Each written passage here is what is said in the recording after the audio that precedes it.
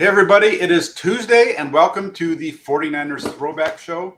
I am Jack Hammer of the Santa Rosa Press Democrat, and with me, as always, on Tuesdays is So Real Suneil. How you doing, Suneil?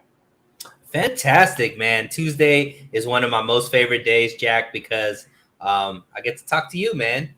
I get to do my version of Hammer and Nails. First, Jack Hammer, then Jesse Naylor, man. It's a great day for me. There you go. You get to yeah. We've talked about this one before. I'll skip it. But so we got a few folks in the house. We got E Kim in the house. I hope you're doing well. We'll get to your comment, E Kim, as we go through the show. We got Brian Culp, who says, Jack, what's good? Oh, let me see if it's not working there. Where are we? Come on now. Technical difficulties. There we go. Brian Culp, who says, Jack, what's good, faithful? Hey, Brian, good to have you on here. Brian is a member of the Toolbox as well, so he is a part of the team here. He also wants to make sure that we talk about kickers because it is Kicker Tuesday, so let's get going. And then we've got. I'm going to put this one up there. He's not a member of the Tool Shed. He's not saying hi or anything, but I want to put this guy up because, hey, if you're going to suck up to the host, that's the best thing to do right there. Mike Thompson says, Hammer, the best 49er writer by far. I don't know about that, but I appreciate the comment or the kind words. Thank you very much. And then last but not least, always in the house, Andrew says, hello, gentlemen. Andrew, one of my faves there, Andrew. Absolutely. Andrew's a good guy. He's a Jimmy Garoppolo head. He's going to like the beginning of this show because that's where we're going to start. We're going to talk a little bit of Jimmy Garoppolo. There's, reports are out in terms of him throwing the ball. That's good. Matt Barrows of the Athletic reporting that Jimmy Garoppolo started throwing about 2 weeks ago, according to his sources. We had heard Dan Sileo say something to that effect last week on Friday. So this is a confirmation of that in terms of at least the throwing part of what Sileo had to say there. So, Jimmy Garoppolo is throwing, and that is bringing up more and more of these trade talks with Garoppolo and where he could land. And I wanted to ask you, Suneil, the one that popped up yesterday was Jeremy Fowler of ESPN. He mentioned the Seattle Seahawks having done their homework on Jimmy Garoppolo and that possibly being a landing spot for him. What is your take on that? Yeah, I mean, look, it's musical chairs and everybody is doing their due diligence. I have to say, hearing that Jimmy is back throwing, I'm glad. I think a lot of times when we talk about these athletes, we lose sight of the humanity of it, Jack. And, I know both of us are on the same page where we think it's time for Jimmy to go to another team and really give the reins over to Trey. But that's not to say that I don't want Jimmy to still succeed. I still want him to be able to play and, feed his family and whatever his goals are in the league. I want him to be able to accomplish that as well. So it's good to see that he did come back from the surgery and is able to throw. As far as for Seattle, I know we differ on this, but for me, I don't know. I don't know if that's a move that Seattle would actually make, and the reason why is, for me, is Jimmy the long-term solution for Seattle? Probably not. Is Drew Lock the long-term solution there? Probably not. Is Geno Smith the long-term solution there? Probably not. How many quarterbacks that aren't the long-term solution there do they need? Like at the end of the day, none of these quarterbacks are taking that roster to the playoffs or the Super Bowl because they're just devoid of talent at this time right now. They have, some good receivers, some solid running backs, but the defense doesn't have that much talent alongside it. Offensive line has a lot of issues. So for me, this is a team that needs a lot of work. And they're a team that just traded away two of their two best players. What did you say, Jack? They just traded away Russell Wilson, and then they, I guess, cut their best player on defense that's now playing over there for the Rams. So for me, this team has already made the decision to restart. And the best way to restart is by, getting a franchise level quarterback. And it just happens to be the year where this upcoming draft has about 3 to 4 quarterbacks that are going to be in it that the consensus is that could be, franchise level quarterbacks. So for me, I just don't see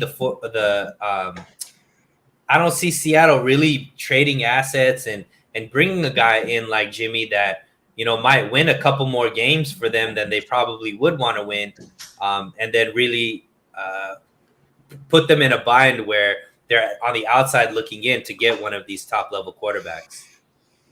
Okay, and that's something that I think a lot of people are kind of under that impression in terms of Seattle not wanting to win this year because of the quarterback class that they're going to get next year. Let me ask you this: they were 6-8 last year, or excuse me, not 6-8. They were 7-10 last year. If Jimmy Garoppolo was their quarterback in last season, what do you think their record would have been? Because remember, they didn't have Russell Wilson for 3+ games. Yeah, I mean, I think they would probably be maybe around the same if he was healthy the whole season. Okay. So you think they're a 7-win team last year with Garoppolo the whole season? It's hard to say. I mean, I don't know. I mean, maybe. No. I'm asking. I want you to just tell me if you think they're a 7-win team with Jimmy Garoppolo, that's fine. If you think that they would have won a couple more games, that's cool too. I just want to get your opinion on I don't think they would be better. I think obviously Russell Wilson is a better quarterback than Jimmy. However, I do believe that Jimmy's better than Geno, and Geno was there. I don't know if he got them any wins, but he did start 4 games for them. So I do think that he's better than Geno. So yeah, but I also think that Jimmy would have gotten beaten up behind that offensive line. So who knows? Like it's hard to say, but I don't think they'd be. I don't think they'd be the worst team in the league with Jimmy as the quarterback. Let's just put it that way. Yeah, no, I don't think they'd be the worst team in the league either. I think Jimmy Garoppolo gives them a better quarterback than anything that they have on the roster right now. I think he gives them maybe a couple of wins. Those wins, and here's the hard part, right? Is they were 6-8 last year with Russell Wilson. They were 1-2 with Geno Smith. Wilson there was one game in there that Wilson started that he didn't. But I would say this: I think that if they want to win this year, I think Jimmy Garoppolo would be a way to go. It gives them something more than what they have. It definitely gives them a better chance, I think, of winning over either of the two quarterbacks that are there are their version of Nick Mullins and C.J. Beathard. Right now, that's what they have on their roster, in my opinion. Jimmy Garoppolo would give them a solid starting quarterback. Jimmy Garoppolo would step into a system that he already understands because it's the offense that they run up there is an offshoot of the Kyle Shanahan offense, along with what they do down in LA with Sean McVay, because that's where their offensive coordinator came from. So I think there's a possibility there. And then in terms of them being better, and then in terms of them wanting to get a quarterback next year, I think it's important to understand or realize that they have 4 picks in the first 2 rounds next year. They have 2 firsts and 2 seconds as a result of that trade for Russell Wilson. So they could give up. Let's just go with what we just saw happen. They could give up a 5th-round pick in 2024. That could become a 4th-round pick in 2024 if Garoppolo plays 70% of the snaps. That's what we saw out of Carolina. And they could do that. Who knows what happens if they win a bunch of games? They can make the playoffs. Let's say they reach the playoffs. Let's say they do what the 49ers did this season and get all the way to the NFC Championship game. So they're going to have the 30th pick. They could still jump way up there because they could still use both of their 1st-round picks and a 2nd-round pick to move up in the first and have a 1st-round pick and a 2nd-round pick just like everybody else. I mean, they have a lot of maneuvering with it based on what they got from the Russell Wilson trade. So I think that's a piece to think about with this. Does he make sense going to Seattle? But yeah, but I think look, the way that I look at it, Jack, is where you are. So I would look at it more like based off of what the 49ers did, right? So the 49ers were a piece away, basically, like, away from as far as like Super Bowl aspirations. Most people think if you raise the level of play at the quarterback position, the 49ers are going to be Super Bowl contenders year after year after year. Because of that, the 49ers, even though they have a great roster, were able to give up, invest 3 first-round picks to get who they believe is going to be the solution there at quarterback.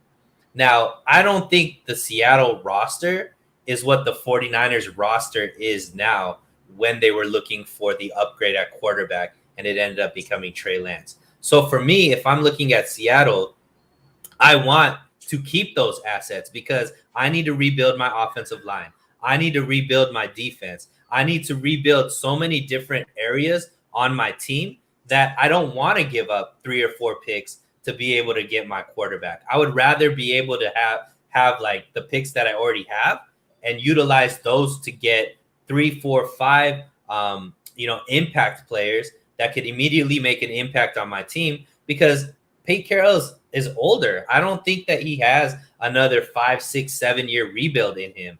This has to be something that is done pretty quickly, and you're able to do that with higher picks, like multiple first rounds, multiple second rounds, versus just one impact quarterback that's going to turn over a team. I know I see some people here that say, Seattle still has a good roster there. I just don't see it. They have 2 good receivers, one of which that's already on the trading block, right? They have some running backs there that can't stay healthy. I still think they're very weak along the offensive line, the defensive line.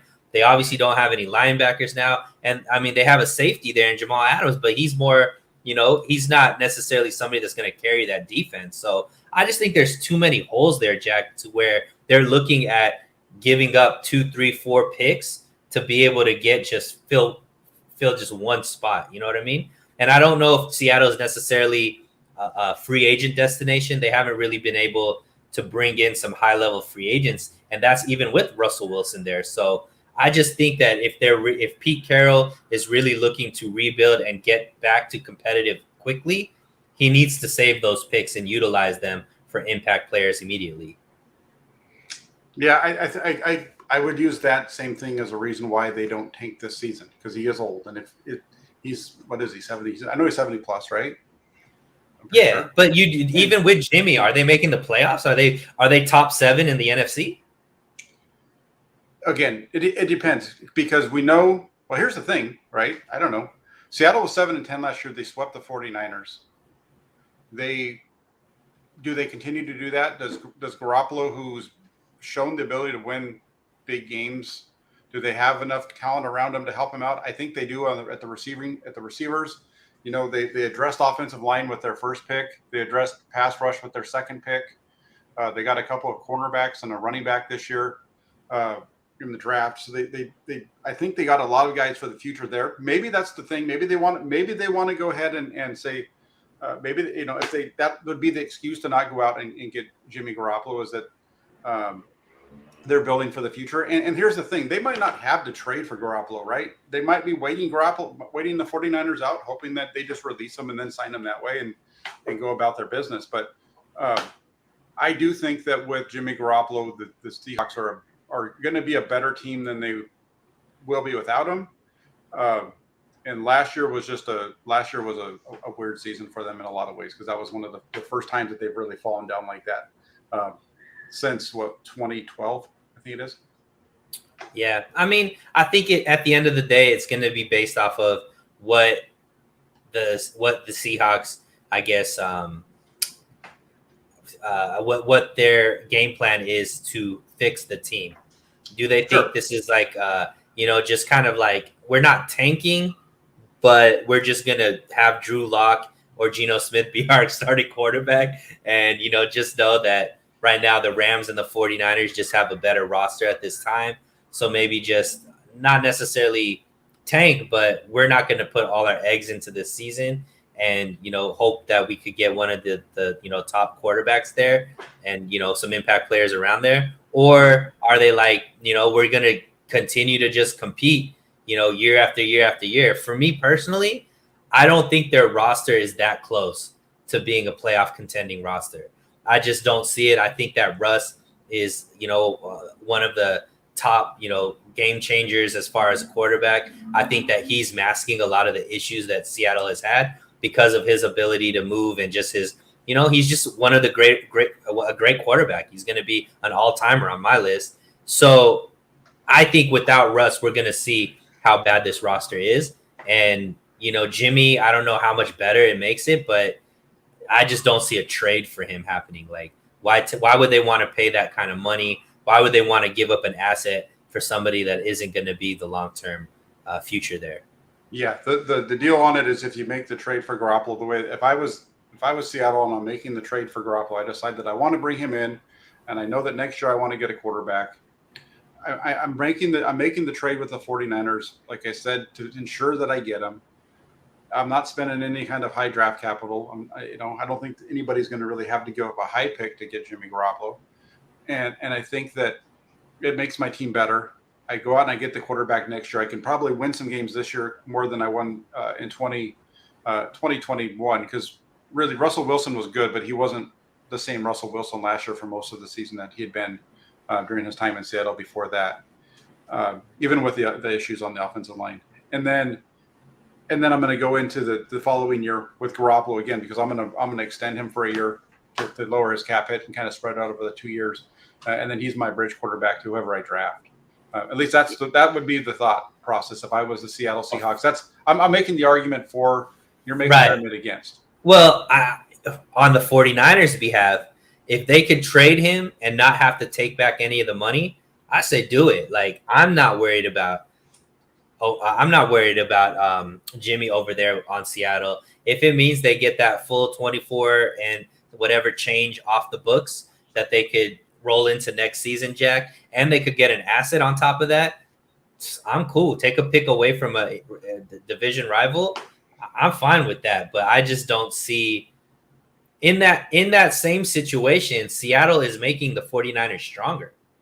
And that's what I just can't see how Seattle could look at that and be like that's a smart move for us. Because if they take Jimmy's full contract and give an asset for that, they just know that now they're competing with the 49ers and $48 million in free agency for next offseason, and they already have a head start on Seattle as far as the roster and all of that kind of stuff. So I just don't know how Seattle can make sense of that for themselves because the type of change I think is marginal. I don't think Jimmy puts them in the playoffs.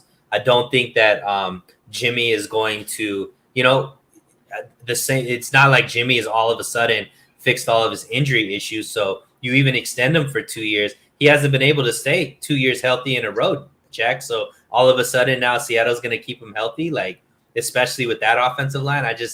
There's too many question marks for me if I was Seattle to be able to make that move. Okay. All right. There's one more question that we're going to talk about. Blind Tom, thank you very much for the super chat for $10. He's a member of the Toolbox as well. And really quick, he says down here that he paid the $10 via my question, and so we got it. Don't worry there, Tom. He says Jimmy has had a terrible quarterback coach. What happens if he flourishes with decent coaching? What do you think? Do you think that there might be some benefit to him going up to Seattle and having a different quarterback coach, or maybe it's even with a different team? Did he have a horrible coach in New England? Did he? I mean, Jimmy's been the same. He was 2-0 in New England. I mean, he only played the 2 games. Yeah, I mean, he was a pretty high winning quarterback for the 49ers as well. What I'm saying is I think Jimmy has been pretty consistent in who Jimmy is, and that doesn't mean a terrible quarterback. Like I think both of us believe that Jimmy is going to be an upgrade over whatever Seattle has. I still think Jimmy is one of the 32 best quarterbacks in the league, even with an injury. So I do believe he's a starter somewhere. I mean, Jimmy is not like a 24-year-old guy that just needs to be coached better to be able to be that. I think he has some physical limitations. He has some, he has a lot of strengths. He has one of the quickest, if not the quickest, release in the league. Decently accurate, but he's limited. He's, 5 to 15 yards out type quarterback. He's more, he has some intangibles that I think bring a lot to a team, which is why he's been able to win wherever he is. But I don't think his issue is lack of coaching. Maybe his quarterback coaches haven't been the biggest names, but he's still been with offensive geniuses no matter where he's been. And I think whatever lack of quarterback coaching he's got, Jack, he's more than made up for in the schemes that his coaches have been able to put him in. And, Kyle Shanahan did it as well, gave him an offense that he could flourish in. And, that's the reason why we're talking about Jimmy in such a great light. Yeah, and I do agree with you on this one. I do think that even going to a different, he had a pretty good coach there. Who was it in Seattle? He's now the head coach of the Raiders. What's his name? Josh You McDaniel, mean him? right? Yeah, Josh McDaniel. He was with New England. Yeah, he was with New England at the time, so that's a pretty good coach that he had. And I understand the knock on Rich Scangarello out here, and then the other guy that they had after him before he came back. But he still had Kyle Shanahan there to call the plays and so on and so forth. So I do think that that's. I don't think that's been the issue, and I agree with you from the standpoint of he is a limited quarterback, right? You talked about him being his very quick release, and some would even say that it's elite, right? Mm-hmm. We heard that over at the end of last week, and it's one of those things. What makes his release so quick is part of what makes his deep ball so bad. He really just uses his upper body and just kind of flips the ball. That's what makes it come out of his hand so quick, and that's what causes the deep ball not to go, because he's not using his lower half to drive the ball. It's part of why he has a hard time with the deep out routes. The deep throws to the outside too. And I'm not talking about the deep go routes. I'm talking about, a 20-yard out to Ayuk against Dallas, and he just sails it over his head, that kind of thing, right? It's because he's not hitting his back foot. He's not driving off of his back foot. He's pretty much stands flat-footed and just throws well with his upper body. So his greatest strength is also his biggest weakness. And to answer the question, Blaine, Tom, I think we both agree that I don't think he's going to I think at this point in Jimmy Garoppolo's career, we know who he is. He can go to a team and possibly help them win a couple more games, but he's not going to all of a sudden become Aaron Rodgers. Yeah. He's not turning into a top 10 quarterback just because he goes to Seattle. Right. Exactly. All right. So that's the Jimmy Garoppolo portion. I know everybody loves talking about Jimmy. And don't worry, there's going to be a time when Jimmy's going to be gone and you're all going to miss him. You're all going to wish he was back. Who knows? Maybe I'm full of beans, probably. But, the other part of this show is the 49ers throwback show. And we've been going through all of the 49ers Super Bowl winning teams. At least we started with the first two. We did 81 a couple weeks ago. Last week we did 84. Tonight we're going to hit my favorite team that I saw watching growing up in terms of the teams that won Super Bowls for the 49ers. And that's the 1988 squad. This one for me is by far my favorite, and I think had a lot of parallels to the 49er team that we just saw in 2021. In terms of a rough start, quarterback controversy, a lot of questions around that position. I think both teams didn't really get settled in until the quarterback situation got kind of settled. And there's some other things around that. The biggest difference is one ended up sealing the deal, and the other one lost in the championship game. So kind of a big deal there, but right. So this team was interesting, right? Because we did go over the 84 team, and the 84 team and the 88 team that we're discussing this episode, extremely different, right? The 84 team was damn near perfect, Jack. This team went 15-1, pretty much blew out every single team that they had. Seemed like the whole roster made the all-pro team. Everybody was having really great seasons. And then when you look at this season, they had out of their roster 5 guys make the Pro Bowl, even though they won the Super Bowl. And one of them wasn't Joe Montana. Like, I looked at Joe Montana's number, Jack, and I know this is your GOAT of all time, but not the greatest numbers this season, at least through the regular season. You go through, the games as far as the regular season, not too many dominant victories. Everything was very, very close as far as margin of victory or even margin of loss. And, the stars played well. Obviously Ronnie Lott was Ronnie Lott. Roger Craig was on the team. He played lights out. Obviously Jerry Rice, this was his first Super Bowl run as well, and he played very, very well as well. But I'm interested to see why you felt like this was your favorite, favorite year for the 49ers, because this wasn't like the 84 year where they were just super dominant. This team had some stuff that they had to get together during the regular season to be able to, come together. And even the playoff run wasn't as dominant as the 84 years. So tell me a little bit about why you looked at this team as your favorite of the 5 Super Bowl winning teams. Well, I think really, we've talked about him, and I have vivid memories of 81 and 84, but 88 I was in high school at this point. So I was older. I was really able to pay attention. It was the first Super Bowl trip with me having season tickets to the team at this point. It's like my first year with season tickets was '85. So this was the first one that I really got to witness them going through. And I think when you go back to this season, it was a like you said, there's something about going through a struggle like what you saw them go through, and then having it turn around and succeed. All in the same time, kind of like this last year was with the 49ers, right? 3-5, we think they're done. They turn around, they go all the way to the championship game. In this '88 season, we walked out of Candlestick Park after the loss to the Raiders in Week 11, and that was a pretty low point. They were 6-5 at that point, and I think most people watching the team felt like the season in a lot of ways was over for them in terms of getting to the playoffs. The Saints were running away with the NFC West at that point, and things clicked. They had Washington on Monday night and blew them out, quite frankly. And from there on, they just everybody that was in their way, they wasted, except for Minnesota in the last week of the season, and that was in part because they'd already clinched the NFC West before the season started. And let me cut you off for a second. So for us that weren't able to watch it the way you watched it, bring us through the season. So first half of the season, right? They're 6-5. So the first 11 games, what were they struggling with? What was the issues that they were having in the beginning of the season that caused them to not be able to be as dominant, right? And we're talking about, this is 3-4 years removed from one of the most dominant teams ever in NFL history to this day, right? That '84 team, I would contend, probably is one of the most dominant teams ever in NFL history. But what were some of the issues? Because you look at their roster, Jack, there's a lot of stars on that team. So what were the issues? Why were they struggling? Okay, so my theory and my belief and the reason why they were struggling is this was the season that Bill Walsh came out in the preseason and said, we have a quarterback controversy.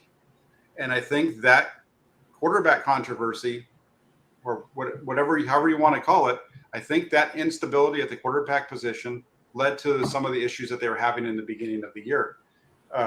If you look at it, they just weren't sharp throughout really the whole first half of the year. And it was like, until they weren't really sharp even until they saw their season slipping away. And all of a sudden it turned around. If you go through the season, they had a big high scoring game in New Orleans. They won 34-33. And then the next week they go into New York, and Bill Walsh decides that he's not going to start Joe Montana, and he starts Steve Young, and Steve Young starts against the Giants, and the team just struggled. It wasn't pretty, wasn't good. They were down at one point in the first half. They were down 7-0. They put him in. They were down 17-13 late, and then that's the game where Montana hits Rice down the right sideline for 78 yards with I think around a minute left to go for a touchdown, and they win the game. So if they come back and get a big. Can we rewind even before that? I'm sorry, because I know you're getting into the details, but I kind of want it because, like you said, this is very similar to maybe how the beginning of this season started for the 49ers. This season, right, with the Trey Lance, Jimmy Garoppolo thing. So Steve Young was drafted in '84, so he's on the roster for maybe like 3 or 4 years at this time, right? No. And he was drafted, but remember he played in Los Angeles. For a couple of years, and then he went to Tampa because Tampa's the team that drafted him. They had traded for him prior to '87, or I don't know if it was prior to '87 or during the '87 season. Anyway, they brought him to the team in ’87, so this was going to be his second year with the team. Okay, so second year with the team. What was the sense? Because look, by this point, Joe Montana had won 2 Super Bowls, right? And, been, one of the better quarterbacks, if not the best quarterback in the league, obviously high-powered offense, so on and so forth. What was the sentiment around, I guess, the faithful, the 49er fans, the organization, when it came to it? Was it as split as the Jimmy Trey conversations have been? Or because of the success that Joe Montana had, was there a lot of backlash to Bill Walsh to even think about starting a guy like Steve Young in his second year over, the GOAT in Joe Montana. It would have been. It's funny you say that because I just had this conversation the other day.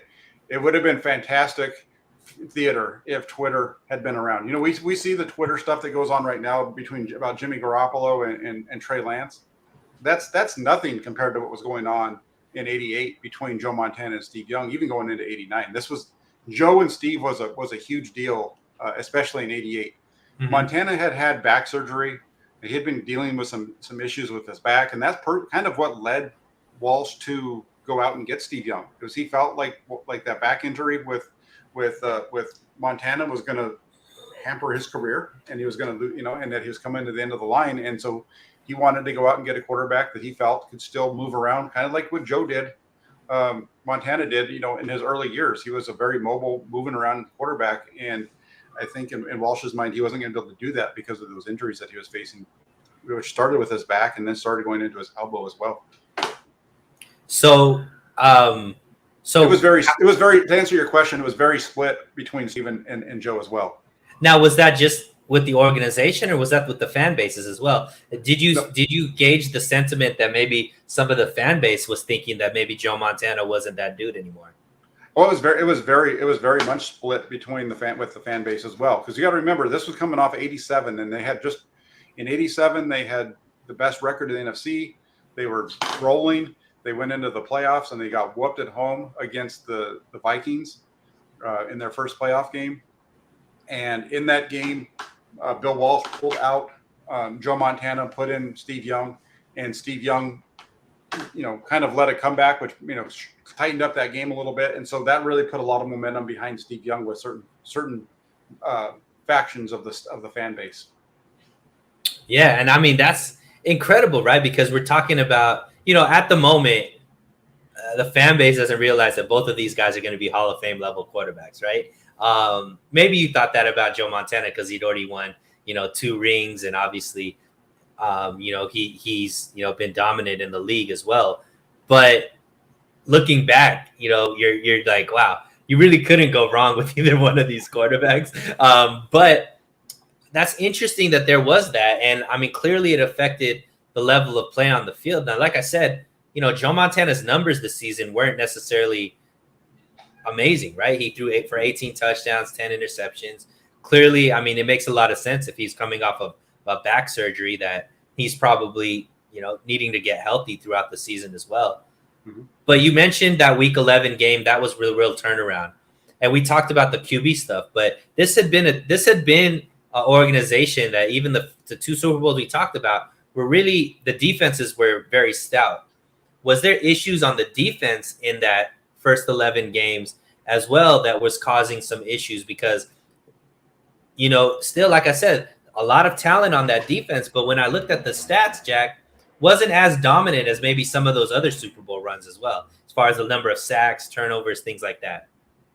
Well, it's interesting because the defense was really good for the most part, other than the game against the Saints and against the Falcons. They were a team that they were on defense. They weren't giving up a lot of points. So, when they were at 6-5, they'd only given up more than 24 points twice.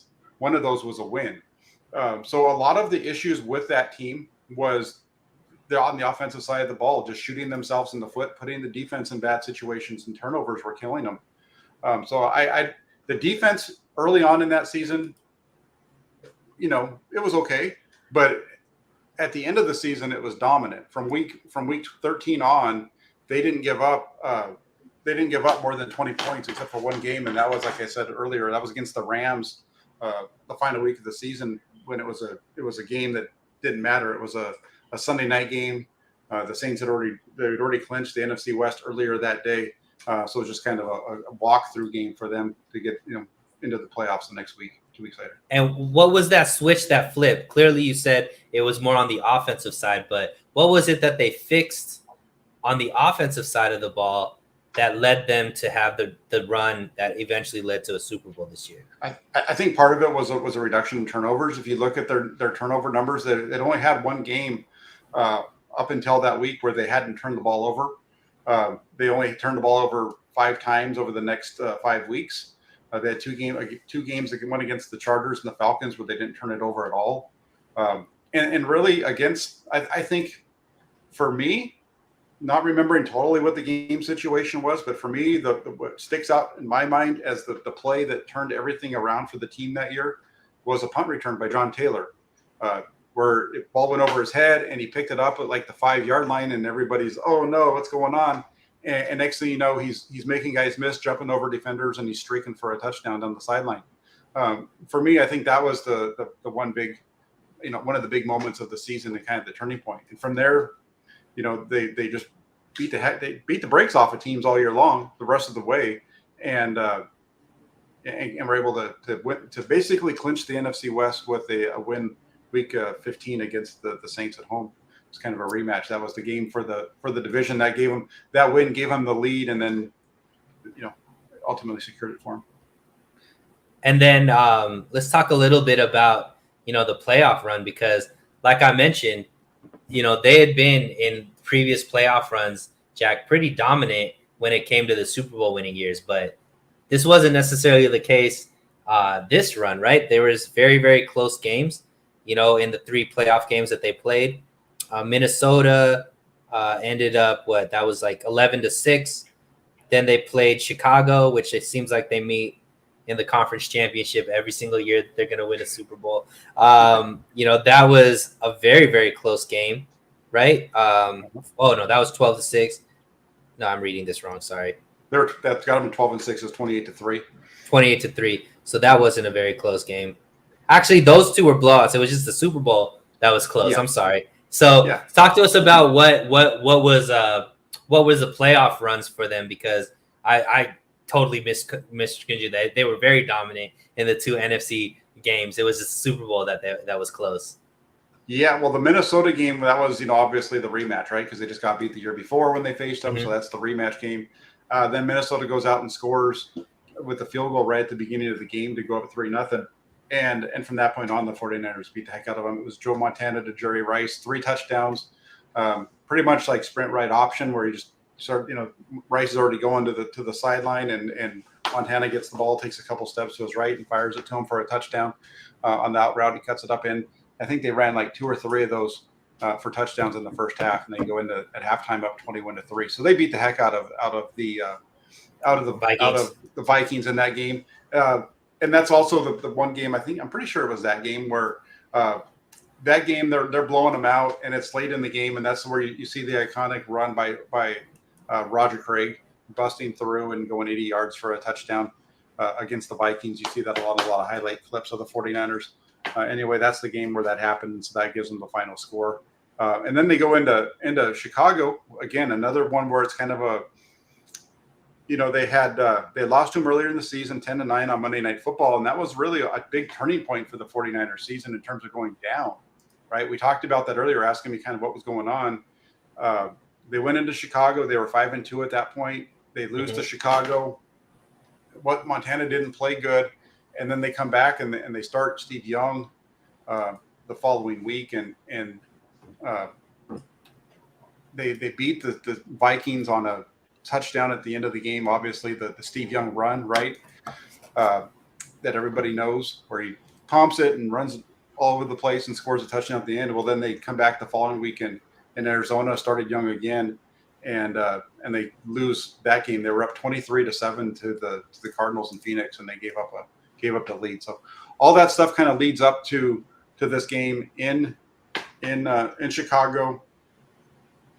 Cold, windy. You got the ice on everybody's face, right? Because it's so cold. Right.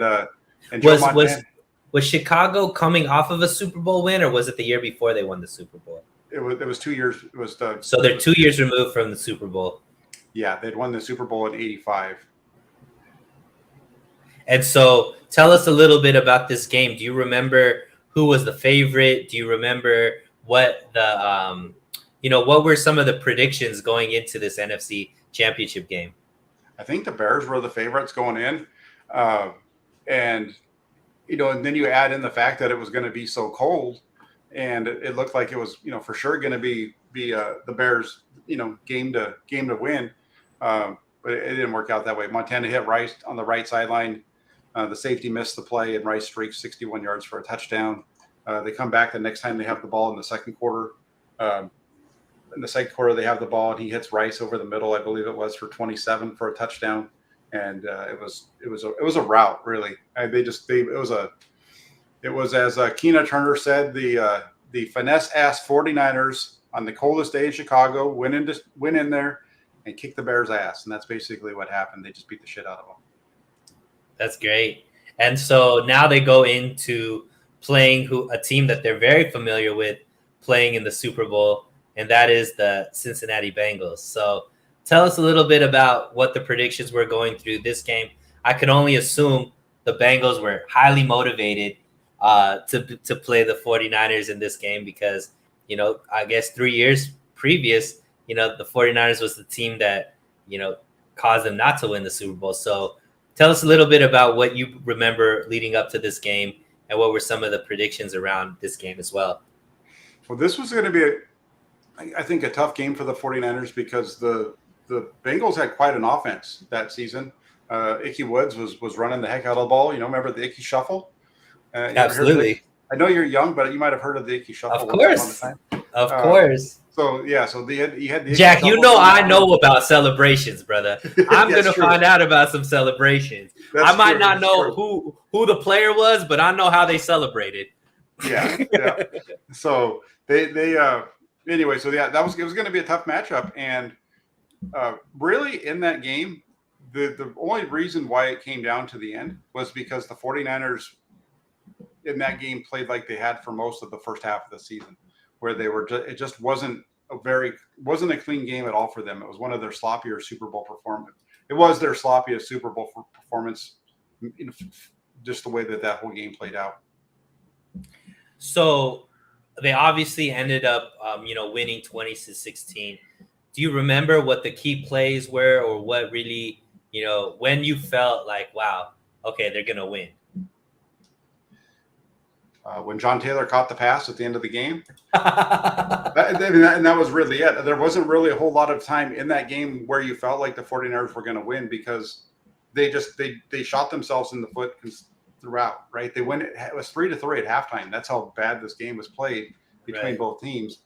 There was one possession I remember the 49ers getting down. They were at the 1 yard line, and instead of going for the touchdown, Bill Walsh decided to kick a field goal. I think the score was tied at that point, or 3-3, something like that. Whatever. It was just a matter of trying to get points on the board. And Mike Hofer misses the field goal from it was a PAT, really, back in those days, right? We kicked the field goal from the 10. I think it was even inside the 10, and he shanked it. And it just wasn't it just was not a good performance for the 49ers at all. And they tie the game up. They're struggling. They tie the game up in the second half, and then you have Stanford Jennings return it for a touchdown, and that's the only touchdown of the game scored by Cincinnati was a special teams kickoff return. They come back. They tie it up at 13 on a pass from Montana to Rice on the left side. It was an out route, really nice ball from Montana. And then, but they scored, and there was only 3 minutes left, and the 49ers get back up to their own 7 yard line, and then Joe Montana does what everybody remembers him from, and takes him down the field for a touchdown. It really is the clutchness of Joe Montana that I think separates him, right, Jack? Because this has been eye-opening for me because, when you really look into the numbers as far as what Joe Montana was able to put up. Now, obviously, I know it was a different league.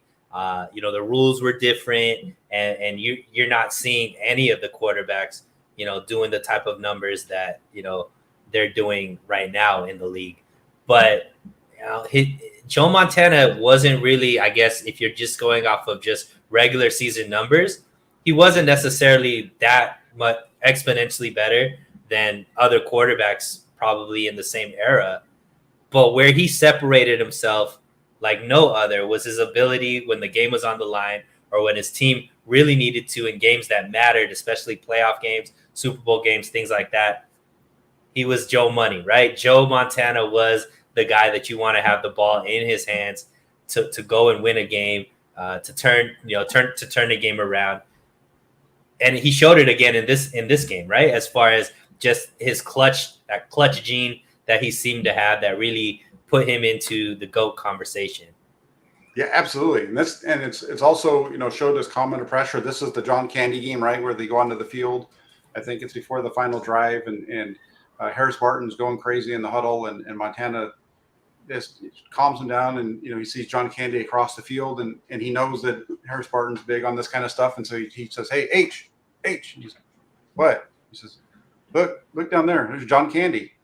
And so he turns and looks, and next thing you know, the play's being called, and they go and they march down the field. The touchdown drive. A couple of the things that really stand out from that one are just how it started. It wasn't anything that was like anything that looked like it was going to amount to much, right? Just a couple of throws over the middle. They hit Bryce or Roger Craig a couple times on checkdowns over the middle. And the biggest play of the whole thing, other than the touchdown that won the game, was the 49ers were driving, and they had I think it was an illegal man downfield call, and it pushed them back. And the very next play coming off of that, because of that penalty, and pushed them back there, and Montana hits Rice over the middle for 27. That was the big one, because it was 2nd and 10. He had missed Rice, and then he had a completion on 2nd down, but that's like an illegal man downfield. Like I said, the next play was a ball over the middle to Rice. Rice catches the ball, splits a couple of defenders, and he gets down into field goal range. So at that point, I remember watching it feeling like, okay, well, at least they're in field goal range. At least they're going to tie this thing up, and they're not going to lose this thing in regulation right here. They're going to score and get at least 3. At least that's what the hope was. And then a couple of plays later, they get the touchdown pass to Taylor. And the interesting part about the Taylor touchdown was he was actually lined up as a tight end. That's amazing. Now, five players off of this roster were all pros, and they were some names, Jack. So Roger Craig, Jerry Rice, Michael Carter, Charles Haley, and Ronnie Lott. So can you talk about those 5 players and the type of season that they had? And we could start with Roger Craig, because, this obviously, the last Super Bowl was a different running back. Roger Craig comes in and pretty much, establishes himself as one of the all-time greats for the 49ers at that position. Yeah, this was a big season for Craig, because you and I talked about this. In '84, he had a huge game in the Super Bowl, and he had a good season. But '88 was his best season as a rusher. 1,500 yards in the regular season. So he was dominant, just under 100 yards a game. It was really, really good.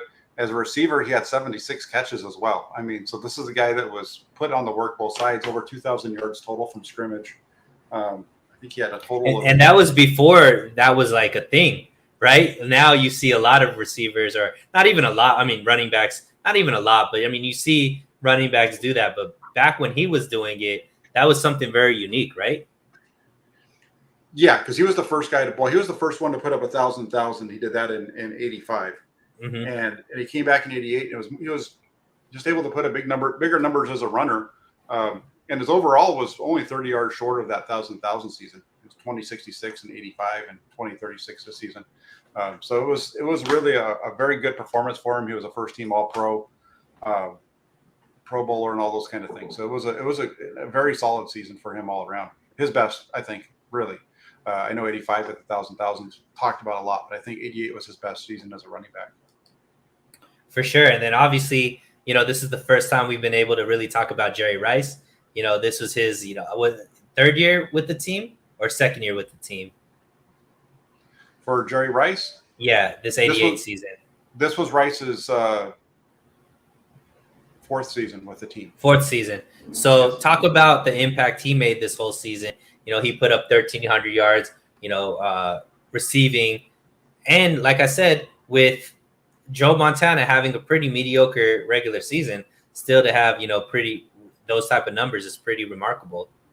Yeah, no, Rice was Jerry Rice that year. He had a solid season during the regular season. Some of the biggest plays, I already mentioned but some of the biggest plays really for the team during the regular season came from John Taylor. It was Taylor who had the touchdown reception in the new that I remember that kind of opened the game against New Orleans in week 15. It was Taylor, like I mentioned earlier, was Taylor's. He didn't have a lot of catches, but the plays that he made were big. Like the punt return that I talked about, the touchdown against the Saints. He wins the Super Bowl with the touchdown. Rice's game though in the Super Bowl really in the playoffs. During the regular season, what Rice did in the postseason alone was amazing, because he 3 touchdowns against the Vikings, 2 touchdowns against the Bears, including the 61-yarder early in the game that I mentioned earlier, and then he went off in the Super Bowl for over 200 yards in that game. So Rice he was just a dominant player throughout that run, especially in the postseason. Yeah, he had 6 touchdowns over the course of those 3 games. Oh, you muted. Nah, I got it. And then I do have a heart out here in a few minutes, because I do have to go on to Jesse's show right after this. But before you go, I want you to discuss this player, because it's the first chance that we're going to be able to discuss him as a 49er, and that's Charles Haley. He had a monster regular season, and I'm sure had some dominant plays in the postseason as well. So can you talk about just his impact and what he was able to do as far as anchoring that defensive line? Oh yeah, no, that he was their top guy, right? 11.5 sacks. He was young at that point. They picked him up in '86, so this was his 3rd season with the team, and so by this time he was coming into his own, and he was their guy off the edge. He was a dominant player, and it's just really too bad what happened a couple of years later when they shipped him off. But that season, it was 88 and 89. He was as good as you get. I mean, it's fun. We got to talk about your favorite team. That was great. Anything else that you wanted to touch on about this team that made it so memorable for you, Jack?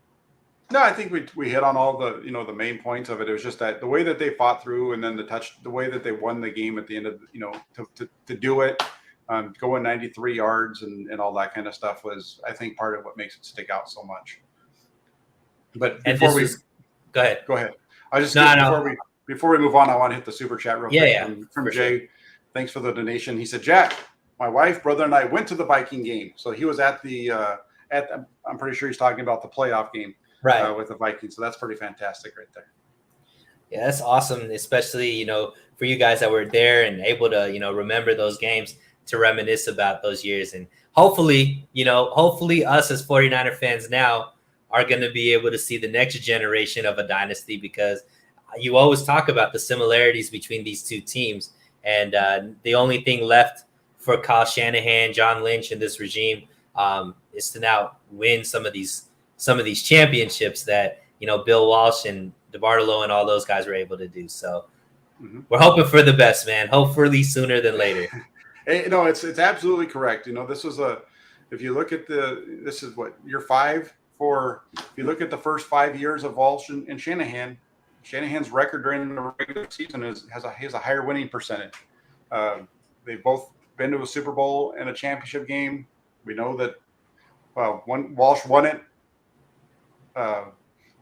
and Shanahan didn't. And so all that Shanahan has to do this season is go 15-2 and win the Super Bowl, and then we could say they're on the same page, right? Right. And then has to win a couple more in the next few years as well. Well, he would have to still. Yes, you're right. He still have to win a couple more. Yes. Uh-huh. But hey, it starts with 1. You can't win 3 unless you win 1, right, Jack? Well, that's right. That's that's what my kids tell me. They can't have 2 Slurpees until they have 1. So. I love it, man. Well, thanks again, Jack. I appreciate you having me on the show, my man. No, I appreciate you coming on, and I know you're getting on with Jesse. And anything else going on your channel you want to shout out real quick? Tomorrow I'm actually doing a show. Rohan, my usual Wednesday night guest, he's in Europe. So I went ahead and grabbed his partner in crime, Marco Martinez, and he's going to be on the show with me tomorrow. Marco is an extremely, extremely knowledgeable guy when it comes to not only just the 49ers, but football in general. I'm really excited to work with him. So definitely, guys, if you're available, tomorrow on my channel, 7:00 Pacific time. You won't want to miss it. He's a great follow, a great listen, and I'm excited about that show. Yeah, no. If you're watching this, and do me a favor, make sure you get over to So Real Sports Talk TV. Subscribe to Suneil's channel. Get over there and watch him and tomorrow night, because that's going to be a fun show. He does a great job over there, and Marco's a pretty smart guy when it comes to the 49ers. So definitely get over there and check them out. Before we go, I just want to say thanks to everybody, Suneil, for joining the comment section, for arguing with each other. You guys get things going over there. And then Suneil is my Vanna White, telling everybody to make sure that they like and subscribe to the channel. Can I please get a vowel? And I would be really appreciate it, especially the subscription and the likes, because that helps out with everything. And also, don't forget, I mentioned a couple of times, there's people that are commenting on the side that have the little dollar signs. Those are members of the toolbox. They're members of the channel. You can do that. There's different levels. So check it out if you like what you see. Would really appreciate it all. And, do appreciate y'all coming in and checking it out. So I'll be back on Thursday with my 49er roundtable. It's going to be a good one. Got all the guests lined up yesterday, and we're going to have a lot of fun doing that on Thursday night. So check it out. Until then, have a great rest of your Tuesday, and thanks again, and talk to you soon.